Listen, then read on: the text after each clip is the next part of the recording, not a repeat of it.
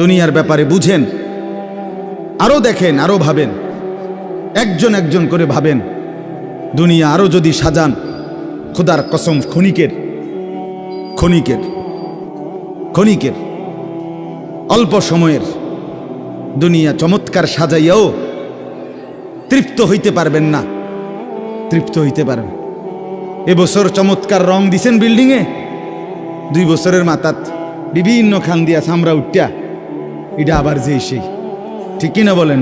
তা আবার রং দাও।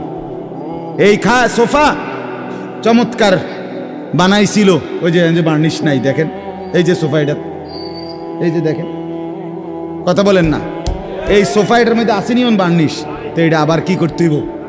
তো লাভ হইল কই? দুনিয়া তো ধোকা, দুনিয়া ধোকা। এই সৌন্দর্যময় চেহারা নারী 30 বছরের ব্যবধানে উনি বুড়ি, আর কেউ ফিররা হেদিকে ফিরা সেফও হালায় না।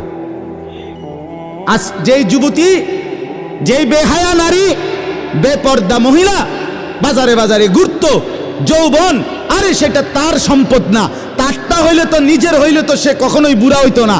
আল্লাহ তাআলা বলছে, আমি যখন যৌবন শেষ করে দিলাম, তো এখন আর কোন পুরুষ তার দিকে ফিররা থুতুও বালায় না। দুনিয়া এক অবস্থায় থাকে না, এক হালাতে থাকে না বাপ। এজন্য ছেলেদেরকেও বলি, বাপ জিন্দেগি সুন্দর করো। তোমার এই হাসি থাকবে না, তোমার এই সুস্থ সুন্দর সুঠাম দেহ